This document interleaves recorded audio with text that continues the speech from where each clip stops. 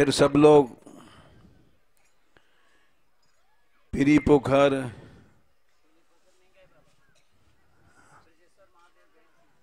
ब्रजेश्वर महादेव गए। पीरी पोखर हो लेना था, नहीं वो रास्ते देर लग जाएगी। कल इतना समय कहाँ है, जैसा हम कहें वैसा ही किया करो।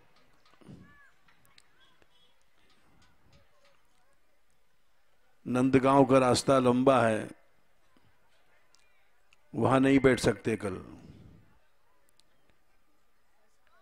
बृषभान सरोवर तो गए होगे,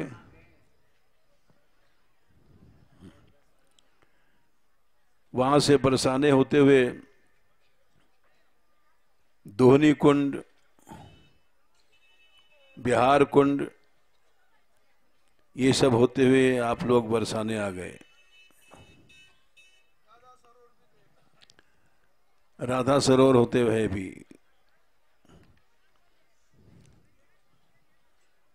गैबर वन की भी यात्रा आज ही भई आपकी। कल मानगढ़, यहां से मानगढ़ से फिर ऊपर ऊपर पहाड़ पर दानगढ़ और मयूर कुटी, खोर सांकरी, बिलासगढ़, फिर चित्रा सखी का गांव चिकसोली, ये यात्रा कल आपको करनी है।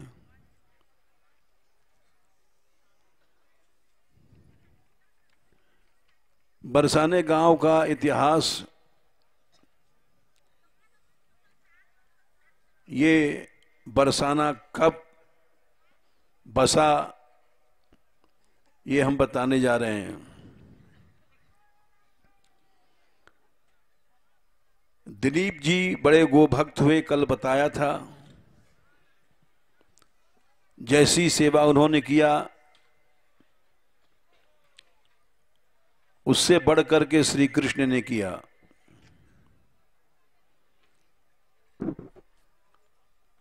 दिलीप पहले गायों को पानी पिलाते थे, उसके बाद पीते थे। वैसे श्री कृष्ण भी करते थे।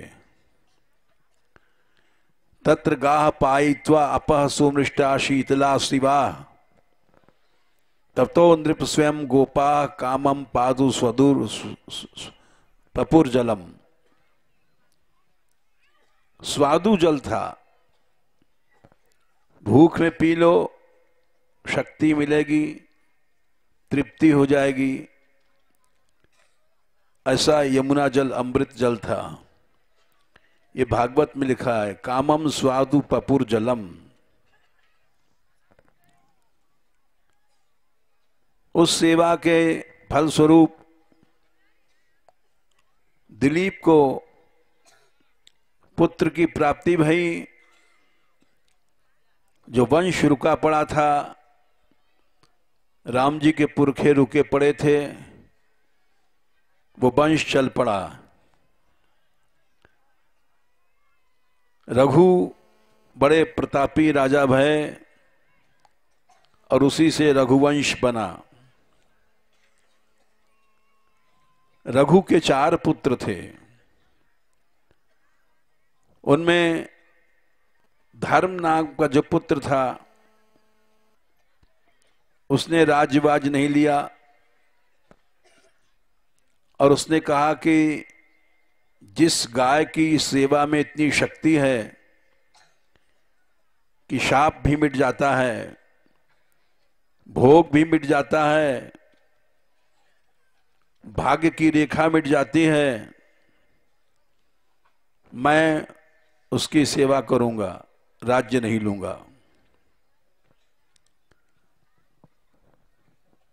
उन्होंने सेवा शुरू किया। उनकी रुचि देख करके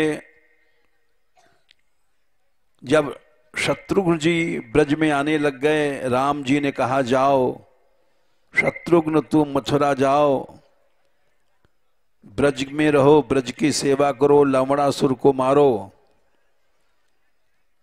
शत्रुघ्न जी जब आए ब्रज को चले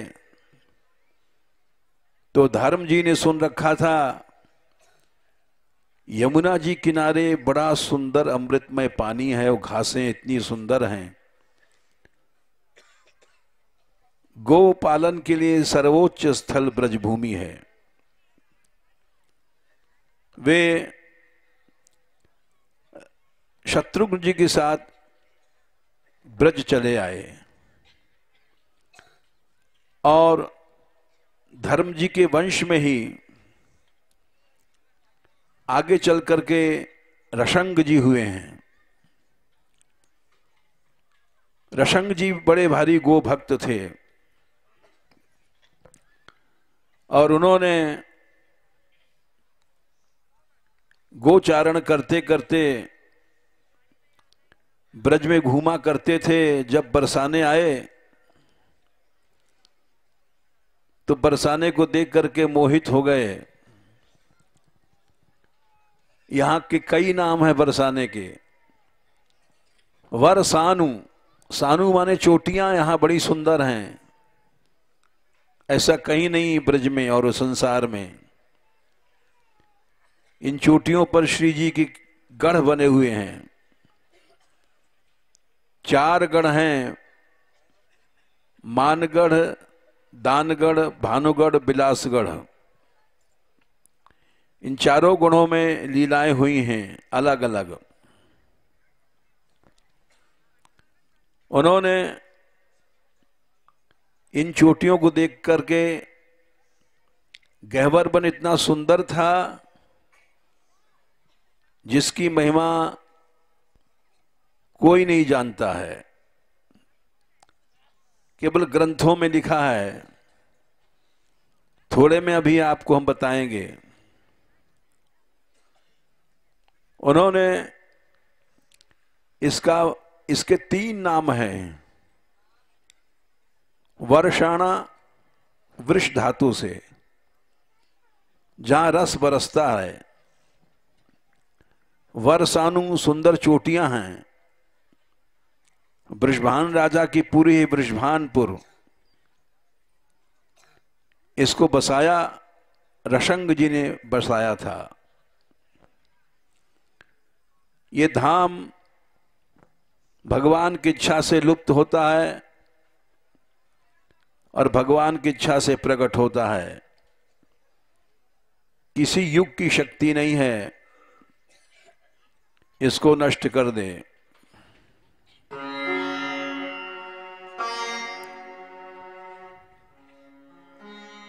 राधा मोहन के निज मंदिर,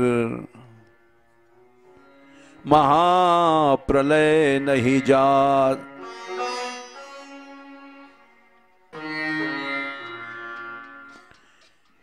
यहां महाप्रलय का भी प्रवेश नहीं है।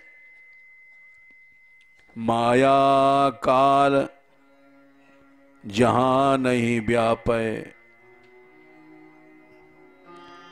नहीं संध्या नहीं प्रात।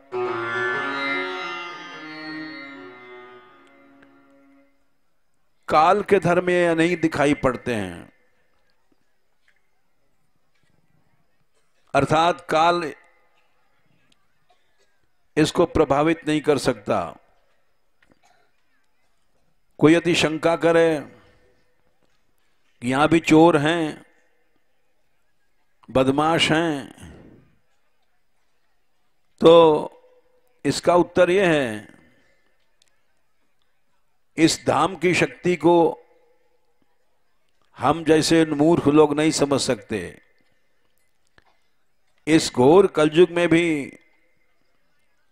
8 करोड़ से ज्यादा लोग प्रतिवर्ष ब्रज में आते हैं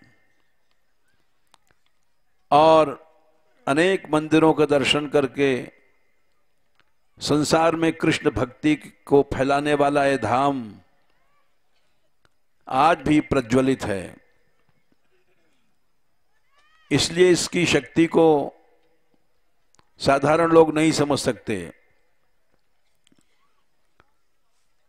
उस धाम में, उस धाम का प्राकट्य ऋषंग जी ने किया, और ऋषंग जी के ही वंश में महाराज वृषभानु हुए, सूर्यवंशी थे, जिनकी बेटी राधा श्री कृष्ण की भी आराध्या बनी। कृष्णेन आराध्यते इति राधा, कृष्णम आराधयति इति राधा।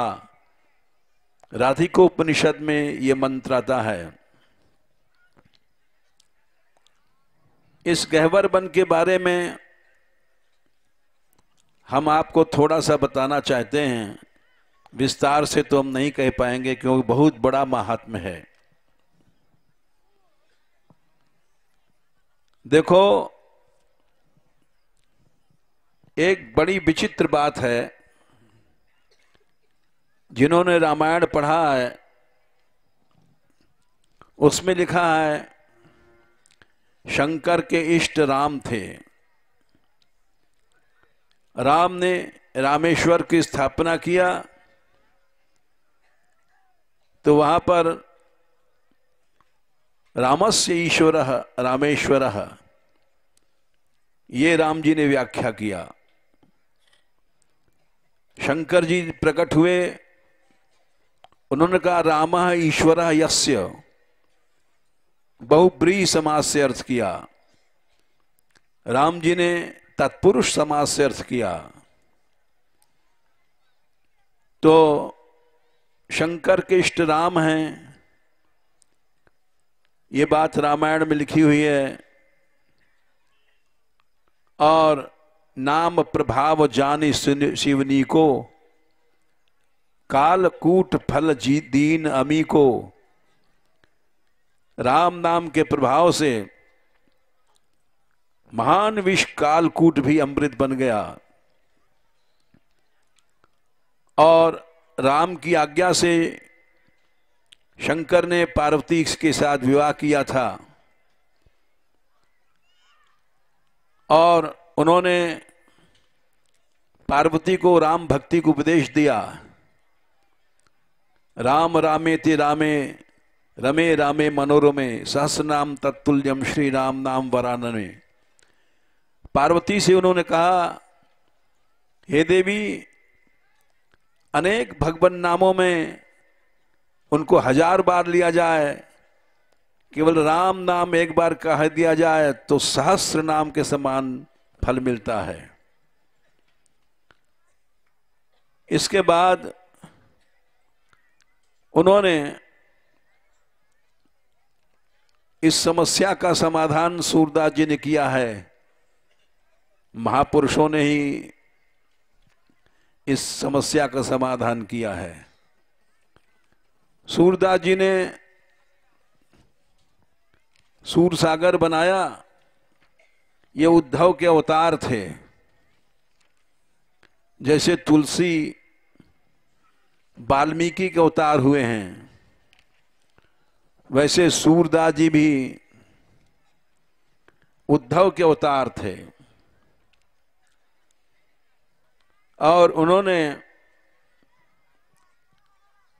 इन सारी समस्याओं को उत्तर दिया है। शिव राम भक्त थे, ये भी बात सही है। उसके बाद शिव अनन्य कृष्ण भक्त बने, ये भी बात सही है। वो रास में आए, गोपी बने, नंद भवन में आए, ब्रज के हर गांव में महादेव हैं। दोनों बात एक साथ कैसे है? तो इसका उत्तर सूरसागर में सूरसारावली एक अलग ग्रंथ सूरदास जी ने बनाया है, जिसको सब लोग नहीं जानते हैं। उसमें लिखा है कि पहले शंकर जी ने 1000 वर्ष की समाधि लगाई थी राम का ध्यान करते हुए, राम नाम जप करते हुए। तामे राम समाधि करी अब सहर्ष वर्ष लो बाम।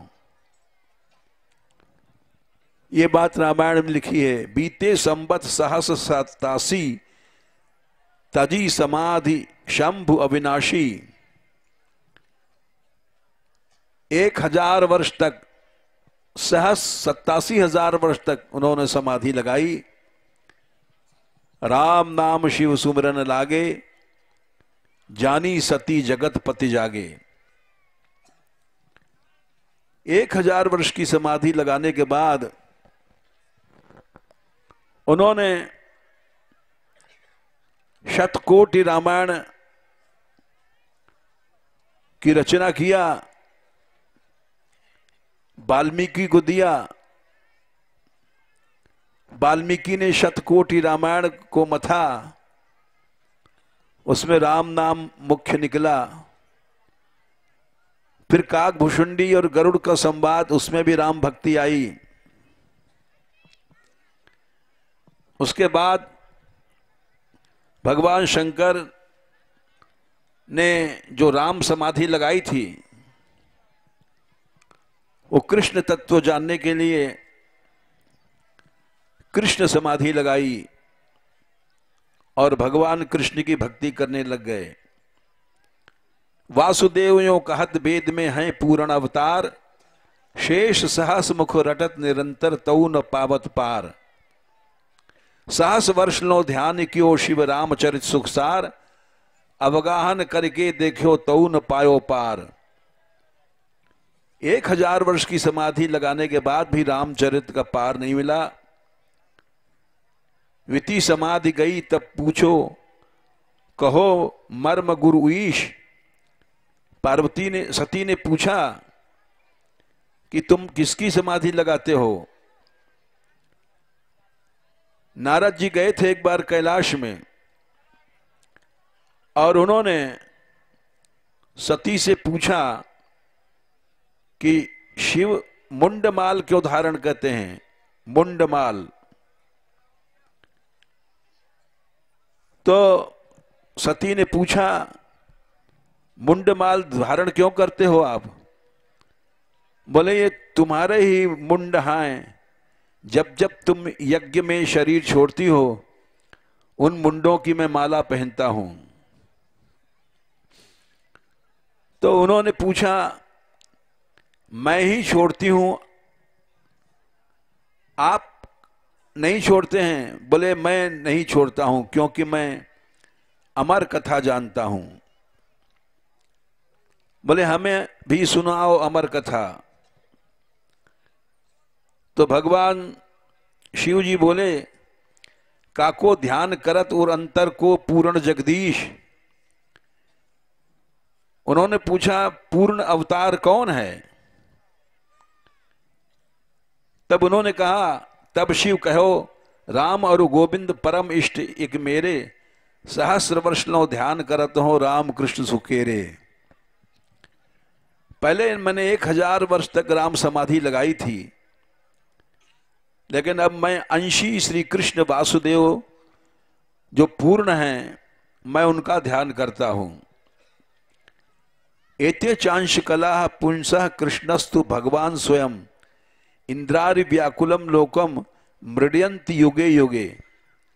श्रीमद् भागवत में ये लिखी है। सब अवतारों के वर्णन करने के बाद भगवान श्री कृष्ण ही अंशी हैं सबके। तो इसलिए हे पार्वती, अब मैं अंशी श्री कृष्ण की ही शरण में हूं। अन्य सब अवतार इनके अंश हैं। पहले मैंने राम समाधि लगाई थी, तामे राम समाधि करी अब सहस्र वर्ष लो बाम। अब मैं राम गोविंद श्री कृष्ण हमारे परमिष्ट हैं, इसलिए उन्होंने पार्वती को पद्म पुराण में कृष्ण भक्ति को उपदेश दिया। और वहां उन्होंने जुगल मंत्र का उपदेश दिया। बहुत से लोग प्रश्न करते हैं जुगल मंत्र क्या है, कहां से आया। तो वहां पार्वती ने पूछा कि जुगल मंत्र आपको कहां से मिला। शिव बोले मुझे साक्षात श्री कृष्ण ने दिया था। इसमें स्पष्ट राधा नाम है। राधे कृष्ण कृष्ण कृष्ण राधे राधे, राधे श्याम श्याम श्याम राधे राधे। जुगल सरकार हमारे इष्ट हैं, इसलिए श्री कृष्ण ने हमको युगल मंत्र दिया और मैं वो तुमको दे रहा हूं। तो उन्होंने पार्वती को जुगल मंत्र को उपदेश दिया और गोपाल सहस्त्र नाम का उपदेश दिया। और राधा जो कृपा कटाक्ष है सम्मोहन तंत्र में, ये शिवजी ने ही प्रकट किया है। उसमें उन्होंने स्पष्ट लिख दिया है कि हे देवी, करोड़ों लक्ष्मियां उनकी ईश्वरी हैं राधा। वो लिखते हैं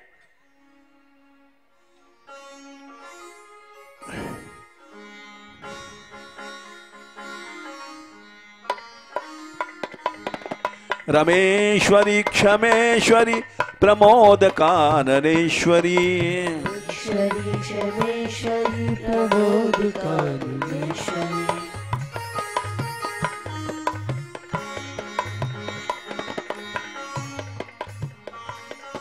रमा माने लक्ष्मी,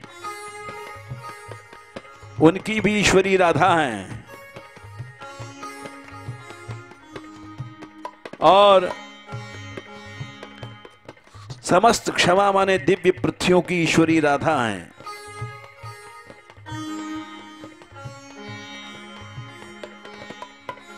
प्रमोद कानन की ईश्वरी भी राधा हैं, अर्थात भगवती सीता की भी ईश्वरी राधा हैं।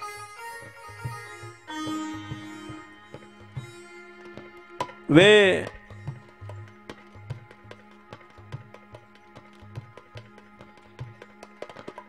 इंद्राणी,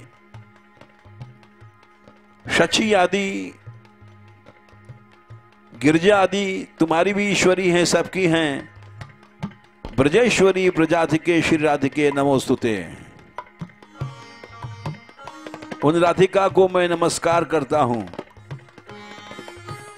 सम्मोहन तंत्र में उन्होंने राधा रानी की उपासना पार्वती को सिखाई है।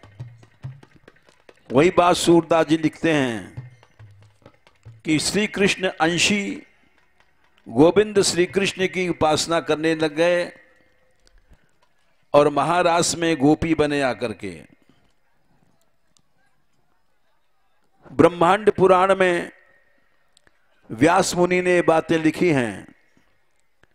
पद्म पुराण में स्पष्ट उन्होंने जुगल मंत्र को उपदेश किया है। उसके बाद श्री कृष्ण उपासना करने के बाद वे ब्रज में अनेक लीलाओं में आए। गिरिराज लीला में भी आए, रास लीला में भी आए, या हम आपको गिरिराज जी में बताएंगे कि भगवान गिरिराज जी के उत्सव में वो चक्रेश्वर महादेव बोले गए। इस तरह से अंशी श्री कृष्ण की उपासना उन्होंने किया। और सूर सारावली में लिखा है, अंश कला अवतार बहुत विद राम कृष्ण अवतारी, एते चांश कला पुंस कृष्णस्तु भगवान स्वयं। वे भगवान राधा माधव सदा विहार करत ब्रजमंडल नंद नदन सुखारी, सदा यहां ब्रजभूमि में विहार करते हैं और इस ब्रजभूमि का कभी नाश नहीं होता है। इसके बाद तब हरि कहो सुनो, भगवान श्री कृष्ण ने उद्धव से कहा है, सुनो उद्धव जी ब्रजवासी तन मोर, ये सब ब्रजवासी हमारे शरीर हैं, तिनको सखन कबहू नहीं छाणो, सत्य कहो हो तोर। वृंदावन में धेनु चरावत गोप सखन के संग, वेणु बजावत मोद बढ़ावत क्रीड़ा कोटि अनंग। और गोपिन सो अंग सु अंग करी, नित प्रति करो विनोद। दुष्ट कंस मारन यह आयो, सदा यशोदा गोद। कुंज कुंज क्रीड़ा करी करी, गोपिन को सुख दई हो। गोप सखन संग खेलत डोलो, ब्रज तज अनंत न जइयो। मैं उद्धव ब्रज को छोड़ करके कहीं नहीं जाता हूं, ये श्री कृष्ण का वचन है, प्रतिज्ञा है। और उन्होंने यही बात रुक्मिणी से कही है। लख लख रुक्मिणी कहो मुनि नारद, यह कमलावतार। पूर्ण ब्रह्म प्रकट पुरुषोत्तम श्री वसुदेव कुमार। हे रुक्मिणी, ये जो वासुदेव पुरुष है, वासुदेव जिसको कहते हैं, यही पूर्ण पुरुष है। और इसका वर्णन विस्तार से उन्होंने किया है, यहां तक कि जो मान लीला लिखी है उन्होंने बहुत बड़ी, उसमें द्वारका से आकर के श्री कृष्ण ने पुराणों में फिर से ब्रजलीला किया। गुणातीतम परम ब्रह्म व्यापकम ब्रज उच्यते, स्कंद पुराण में। आत्मा तु सदानंदम परम ज्योतिर्मुक्तानाम पदमव्ययम। शुणुतम दत्त चित्तम तु, ये ब्रज नित्य है और यहां नित्य लीला चलती है। एक दिना रुक्मिणी सो माधव करत बात सुखदाऊ, सुखदाई सुन रुक्मिणी राधिका, बिना मोहि पल सम कल्प बिहाई। बिना राधिका के बोले मैं अपने आप को भी नहीं समझता। एक पद में सूरदास जी ने लिखा है, रुक्मिणी मोहि ब्रिज ब्रस रत नाही, मोहि ब्रज बिसरत नाही।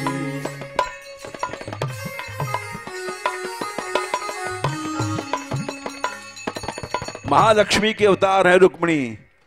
रुक्मिणी की गोद में पड़े पड़े रो रहे हैं श्री कृष्ण राधा रानी के लिए। रुक्मिणी पूछती हैं, नाथ ऐसा ब्रज में क्या है? बोले रुक्मिणी यमुना है ब्रज में, यहां तो खारा समुद्र है।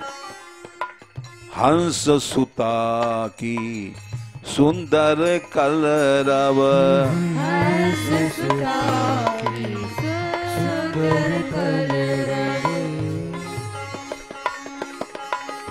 आरु तरुवन की छाही, आरु तरुवन की छाही। बोले अब तो यहाँ जेल है हमारी, सोने की द्वारका में। ब्रज में हम जब रहते थे तो ग्वाल बाल संग,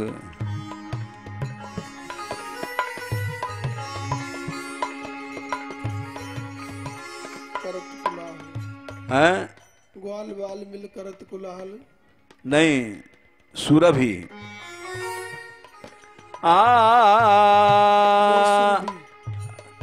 वे सुरभि वे वत्स दोहिनी,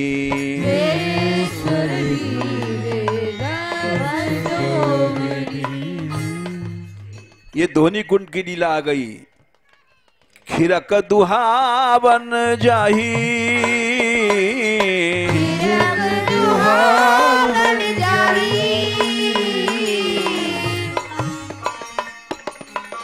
राधा रानी की गाय दुहने के लिए हम जाते थे और उस समय ग्वाल बाल सब करत कोलाहल, बाल बाल सब करत कोलाहल, नाचत दे गल बाही,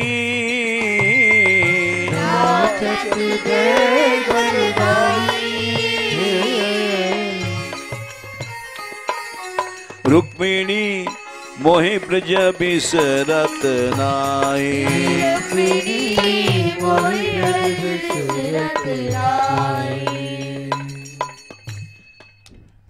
और वहां हम गोपियों के साथ यमुना पुलिन में विहार करते थे। रुक्मिणी ने पूछा कि महाराज वहां आप कहाँ लेटते थे? तो उन्होंने कहा कि वहां पुलिन में ही, यमुना की पुलिन में लेटते थे। नद्या पुलिन आविश्य, श्रीमद् भागवत में लिखा है, यहां सोने के पलंग वलंग बिस्तर बिस्तर नहीं है। नद्या पुलिन आविश्य गोपी भीर हिम बालुकम, यहां की बालुओं पर, रेती पर ही श्री कृष्ण लेटते थे और विहार करते थे। बिहरत दय गलबाही, गोपियों की भुजाओं का तकिया लगाते थे। बोले ऐसा ब्रज है। आज भी यात्री कितने लोग हैं जो अपने घरों के खाट बिस्तर पलंग छोड़ करके जमीन में पड़े रहते हैं। बोले यही ब्रज उपासना है, यहां की धूल में लेटो। श्री कृष्ण भी यहां की रज में लौटते थे, ये भागवत का प्रमाण है। नद्या पुलिन आविश्य गोपी भीर हिम बालुकम, हिम बालिका, ठंडी ठंडी बालिकाओं में श्री कृष्ण रेमे रमण करते थे, लेटते थे, विहार करते थे। ऐसी ब्रजभूमि है। इसलिए उसके बाद उन्होंने नित्य लीला का वर्णन किया है कि इस ब्रज में नित्य श्री कृष्ण की लीला होती है। और मान लीला का वर्णन किया, बहुत बड़ा विहार है। मान लीला में जब श्री जी मान करती हैं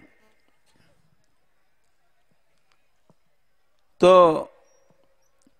श्री श्याम सुंदर मनाने जाते हैं और वहां सखियां ला करके दूध का भोग लगाना चाहती हैं। दूध का कटोरा श्याम सुंदर के सामने रखती हैं, राधा रानी के सामने। श्याम सुंदर पहले श्यामा को अचवायो, पाछे पिबत कन्हई। पहले वे राधा रानी के ओंठों में लगा देते हैं कटोरे को, उसके बाद फिर दूध पीते हैं श्याम सुंदर। और मान लीला का वर्णन किया और उसके बाद गहवर वन का विस्तार किया है कि ये गहवर वन कभी नष्ट नहीं होता। गहवर वन से ही हमारी यात्रा शुरू होती है। मान मंदिर ये राधा रानी के मान का स्थल है। यहां गहवर वन के भीतर ये शिखर है मानगढ़।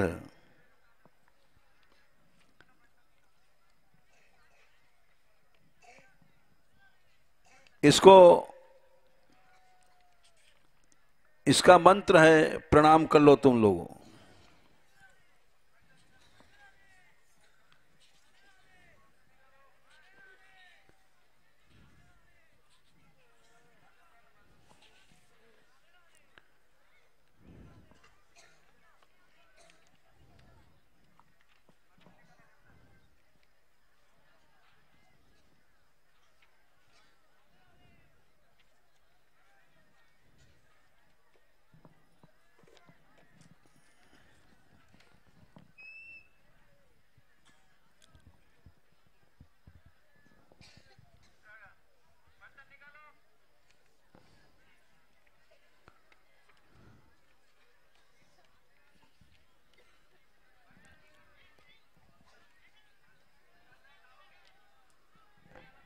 सबसे पहले मान मंदिर को प्रणाम करो। उसका अर्थ है बड़े बड़े देव गंधर्व, नित्य गंधर्व इस मान मंदिर में आकर के राधा माधव की उपासना करते हैं।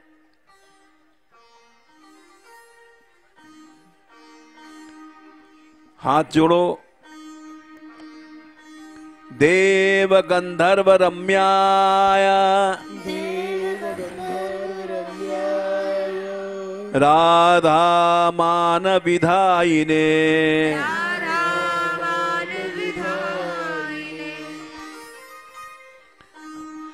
मान मंदिर संज्ञाय नमस्ते रत्न भूमये।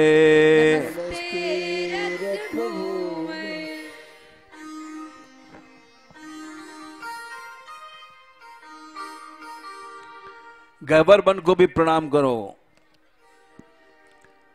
गहवर नाम का वन है, रमणीक है, कृष्ण लीला का विधान बनाने वाला है, गोपी रमण श्री कृष्ण को सुख देने वाला है। इस वन को हम नमस्कार करते हैं। गहवराख्याय रम्याय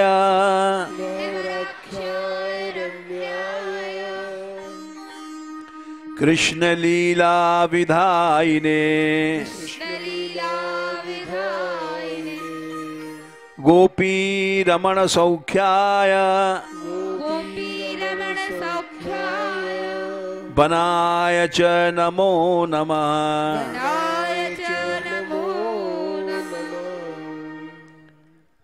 इस गहवर वन का वर्णन नहीं हो सकता है, क्योंकि बृषभान पुरुषतक में लिखा है इस वन को साक्षात राधा रानी ने अपने विलास से बनाया है। यत्र गहवरकम नाम वनम द्वंद्व मनोहरम नित्य केलि विलासेन निर्मितम राधया स्वयं। इस तरह से इस गहवर वन से ही लीला यात्रा शुरू होती है। इसमें जो राधा सरोवर है, जहां पहले किसी समय हम लोग वहीं संकल्प लेते थे, वो समस्त देवताओं को पवित्र करने वाला है। हाथ जोड़ो। देव कृतार्थ रूपाय श्री राधा सरसे नमः। त्रैलोक्य पद मोक्षाय रम्य तीर्थाय ते नमः।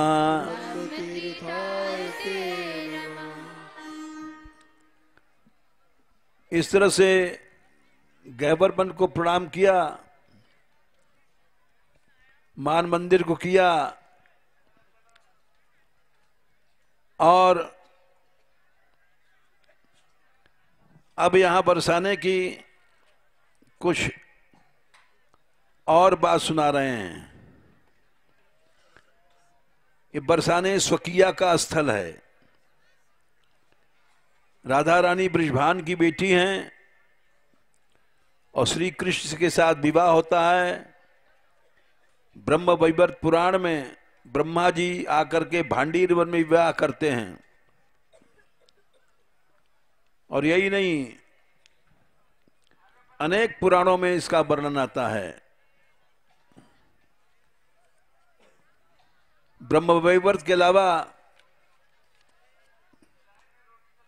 वो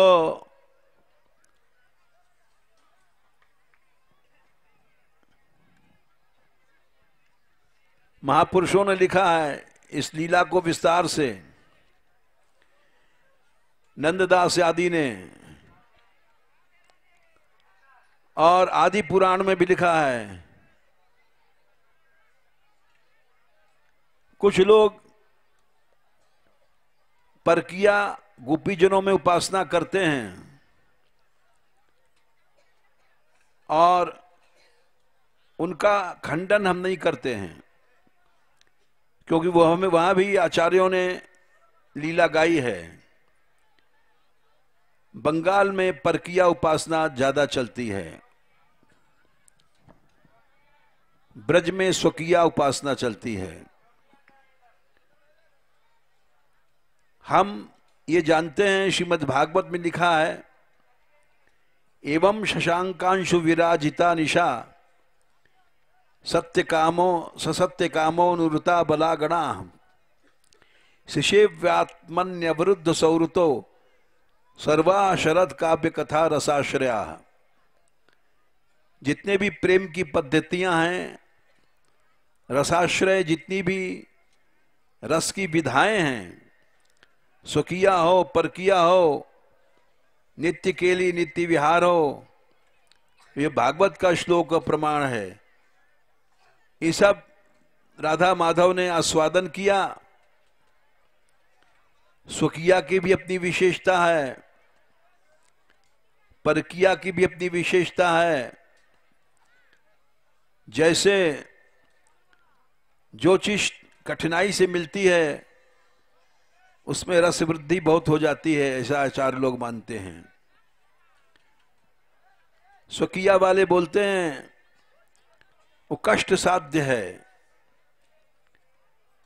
स्वकीया कष्ट साध्य नहीं है। हम इस विवाद में नहीं पड़ते हैं, इतना जानते हैं रस की जितनी विधाएं हैं वो सब श्री कृष्ण ने आस्वादन किया।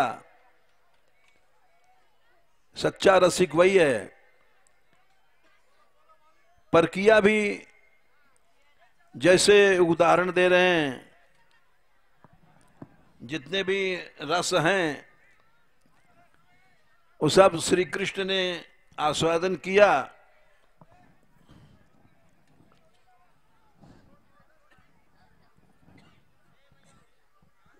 रसिया की पुस्तक कहाँ है? ब्रजभान भवन में जब आते हैं तो हाँ, यहां आप जाएंगे, जब श्री जी के मंदिर में देखा होगा तो श्री कृष्ण सखी वेश में रहते हैं, सखी बन करके श्री जी से मिलन होते हैं। और क्यों? क्योंकि छिप करके मिलने में एक विशेष रस होता है, इसलिए सभी लीलाओं को उन्होंने आस्वादन किया। बरसाने में आते हैं तो छद्म वेश से आते हैं, कहीं जोगिन बन करके, कहीं मालिन बन करके, कहीं मनिहारिन बन करके।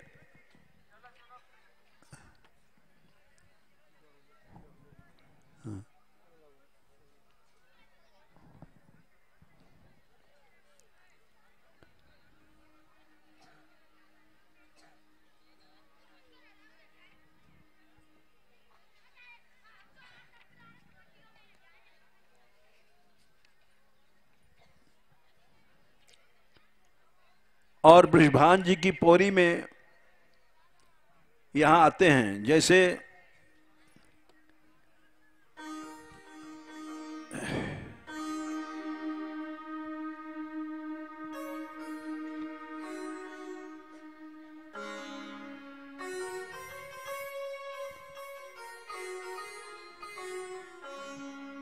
एक जोगिन लीला है, उसमें यशोदा जी के आंगन में श्री कृष्ण खेल रहे हैं और राधा रानी के विरह में मूर्छित हो जाते हैं। तो यशोदा जी कहती हैं, अरे अरे हमारे लाला को कहा है गो है, ये कैसी बीमारी लग गई है, आंखन में से आंसू गिरे और मूर्छित हो जाए। तो ललिता जी ने कहा कि मैया, एक जोगिन जी हैं, वो बड़ी सिद्ध हैं, वे ये सब ऊपर के अलाय बलाय दूर कर देती हैं। तू कहे तो मैं उनको बुला लाऊं और वो झाड़ा दे देंगी। यशोदा जी बोली, जा जा ललिता, देर क्यों करे। ललिता जी आती हैं, राधा रानी से कहती हैं, चलो तुमको श्याम के दर्शन करावें। राधा रानी बोली, मैं कैसे चलूंगी, हमें सब जाने हैं, मैं राधा हूं, बृषभान की बेटी हूं, कलंक लगेगो। ललिता बोली, नहीं राधे, जोगिन को रूप बनाओ और चल करके वहां नंदलाल को झाड़ा फूंकी दो। बोले, अच्छी बात है ललिता। ललिता जी ने उनको जोगिन को रूप बना दियो। वैसे जोगिया धोती, वैसे जटाएं, बड़ी चतुर हैं। और सिखा दिया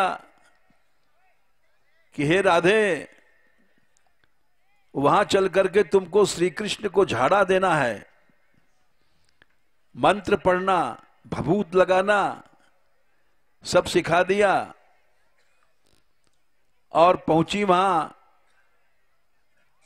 हटो हटो, जोगिन जी आ गई, जोगी सिद्ध जोगिनी आ गई हैं। यशोदा मैया आई, बोले कहां है, ये आ रही है जोगिन जी। ललिता जी ने पांव छुयो, यशोदा जी ने भी पांव छुयो। अरे जोगिन जी, हमारे लाला को जाने कहा है गोए, या देखो कभी रोयो करे, कभी तड़फे, कैसी बलाए लग गई है। जोगिन जी ने कहा, तुम्हारो लाला ठीक हो जाएगो, इस पर बड़ी बलाए है, मैं ठीक कर दूंगी। लेकिन एक बात है, हमारे मंत्र से जो हम झाड़ा लगाएंगे तो पास में जो बैठे रहेगो वो बलाए वाई के ऊपर चली जाएगी। तो सब लोग हट जाओ यहां से।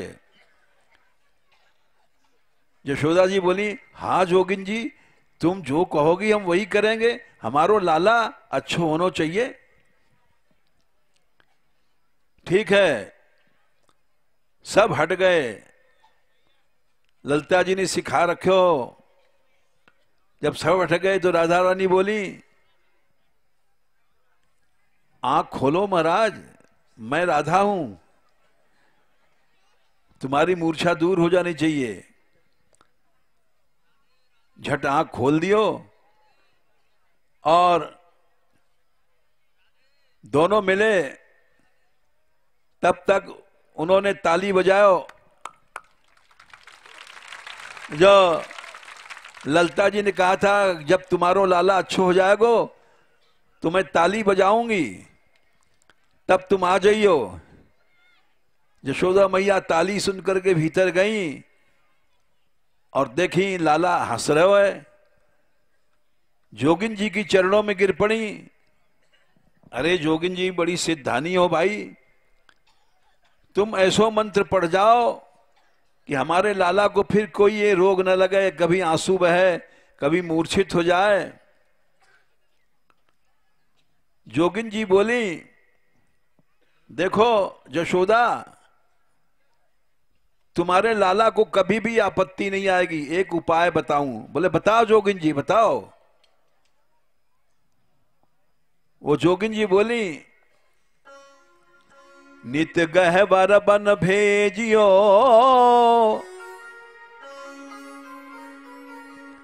हे मैया अपने लाला को नित्य गहवर वन में भेजना। जो सुख चाहो माए। बोले क्यों? वहां की भूमि अलौक है, तुरत ही रोग नसाए।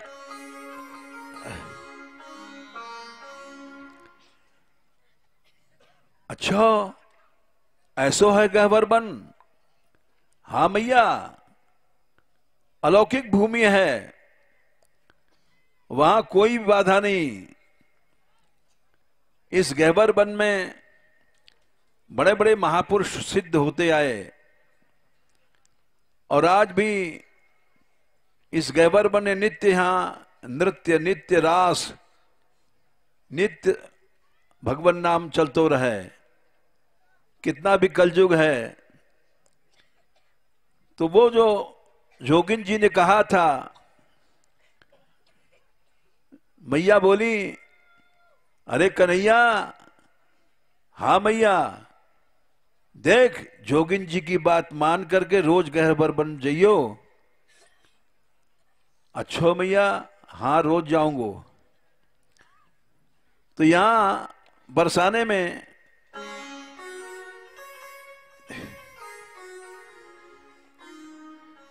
श्याम सुंदर आवे हैं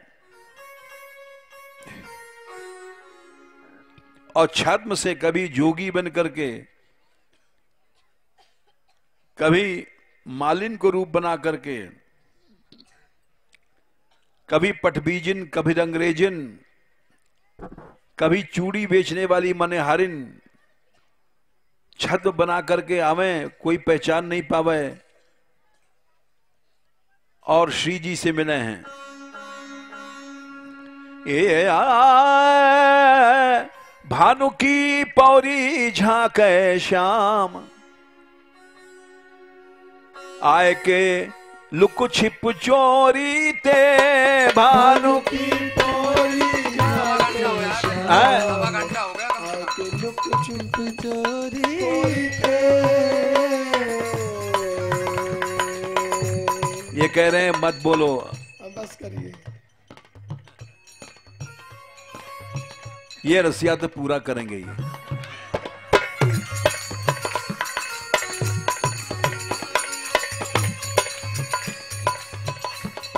भानु की पौरी झांके श्याम, आए के लुक छिप चोरी ते।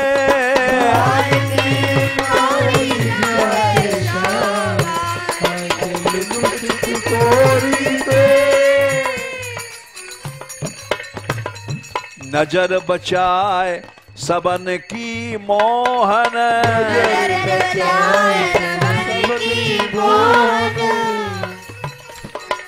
लागे श्री राधा के गोहन।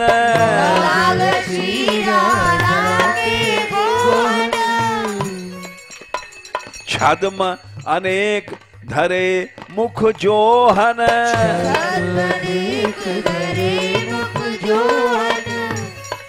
कभी मालिन बन के, फूल बेचने वाली बन के आवे राधा रानी के दर्शन के लिए। महलन ड्योड़ी उझके आंख मिलावे गोरी ते। महलन ड्योड़ी उझके आंख मिलावे गोरी ते। भानु की पौरी झांके श्याम, आए के लुक छिप चोरी ते। भानु की पौरी झांके श्याम, आए के लुक छिप चोरी थे। श्री वृषभानु राय की बेटी,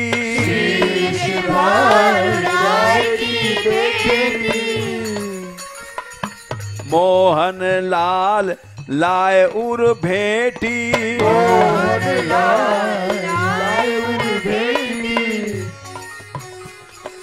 गाढ़ी प्रीति कान सब मेटी।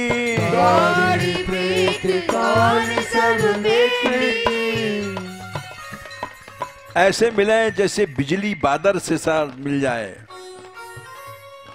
लिपटी जो दामिनी बादर ते भुज भरी कौरी ते लिपटी जो दामिनी बादर ते भुज भर कौरी ते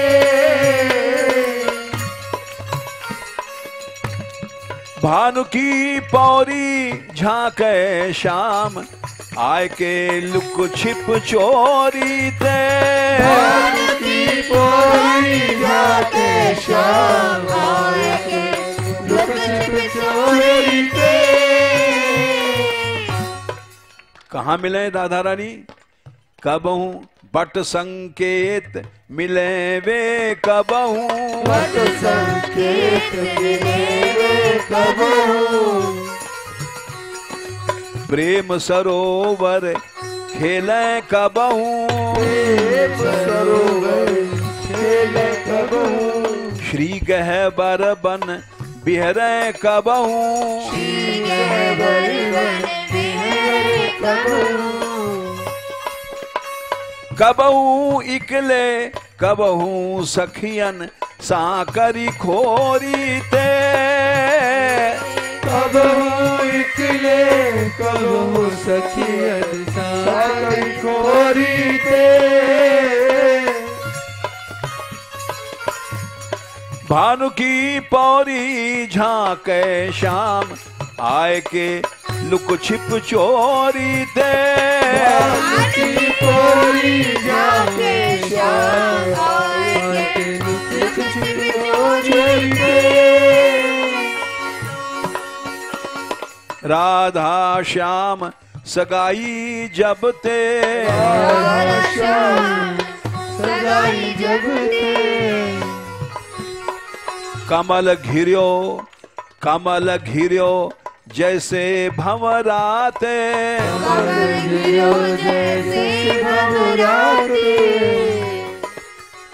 सखी रूप धारण करके चूनर ओढ़ करके श्याम सुंदर बृषभान भवन में रहें। सखी रूप धर्यो जमाई ते सखी रूप जमाई ते चूनर ओण भानु मंदिर में रहे छिछोरी ते चूनर ओण भानु मंदिर में रहे छिछोरी ते भानु की पौरी झांके शाम आय के लुक छिप चोरी ते भानु की पौरी झांके शाम आय के लुक छिप चोरी ते। जय श्री राधे। जय श्री राधे।